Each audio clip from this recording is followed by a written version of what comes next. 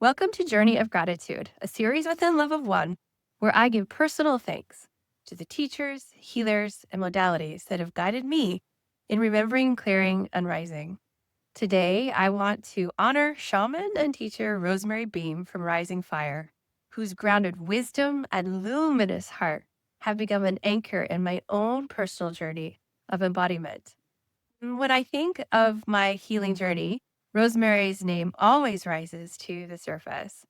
She's been a teacher, a guide, and truly a bridge between worlds for me, helping me weave everything I've received through ceremony into the living fabric of my body and my mind, really kind of helping my body be seen and heard. I often come to Rosemary in the in between spaces, sometimes before ceremony to prepare my body and open the channels for what's coming. And then also sometimes after when the energies are still really moving and they really need to settle and integrate with me and my daily life, still in my human form and world. So Rosemary meets me in both states, anticipation and the aftermath of what has happened and the things I've seen and done. They're really helping my system understand what's happening on such a deeper level. And that's what she's best at, honestly, is integration of ceremony. When the visions fade and the ceremonies end, she really helps me translate the mystical into the physical and into my everyday life and the cosmic into the cellular in my body. She reminds me that medicine isn't just finished because the ceremony's over, but that integration in itself is the ceremony. With her guidance, I've been able to embody what I once could only really see in my journeys. She has helped me understand how the nervous system must catch up to the soul, not just your mind, but also how light has to be grounded into matter and how healing doesn't happen in the mind. It actually happens, obviously, but not obvious to everybody. It happens in the body.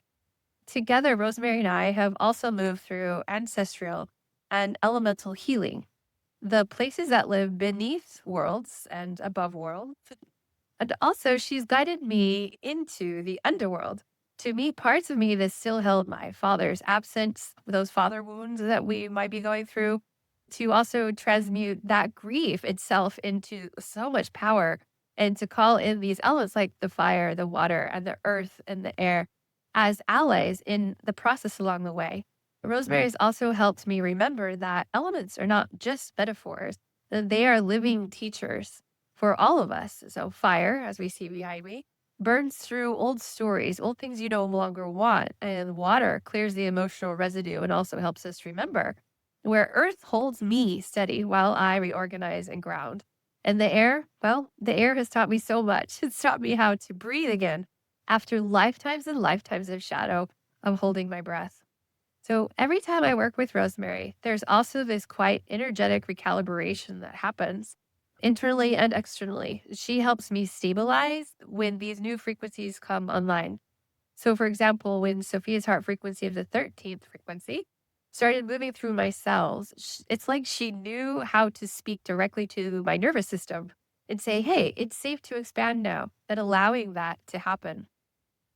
Through her medicine, my body has learned to hold more light without burning out, which is super key for me as a mother and still working in the corporate world as I shift between this life and my new life. To stay in the human form and truly embody something that is so much greater than I ever imagined. Outside of our sessions, I've also been moving through her course, The Way of Ayni. And even though I'm only 5 sessions in, because I still need to find my totems and my trinkets, it's been a huge revelation. It was called to me before my oversoul's ceremony, talk about divine timing as everything is. And it really helped me understand the sacred reciprocity between the human and Earth herself, and how to build my own medicine wheel, how to make offerings, what they mean, and how to leave honor on the land, the mountains, and for all the elements, and not just my own footprints when I'm tromping about. It's also taught me that every single act of healing is also an act of giving back. So there's that balance there again.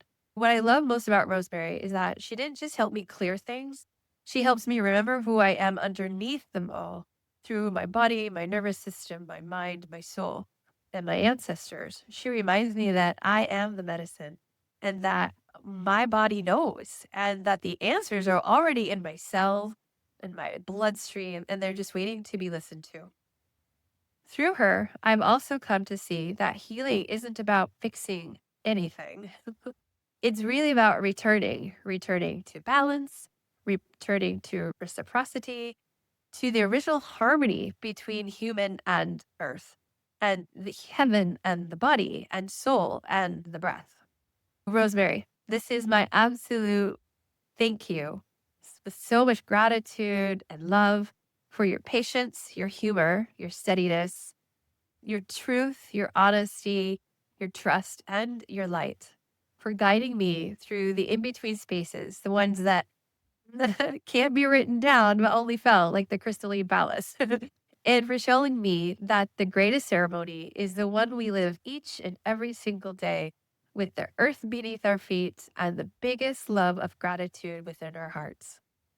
To learn more about Rosemary's work and her Way of Ayni teachings, visit rising-fire.com. And if you'd like to hear our conversation together, you could also tune in to Level One Podcast, Season 2, Episode 1, is available now on YouTube and all streaming podcast platforms, as well as loveofone.com episodes. Thank you so much.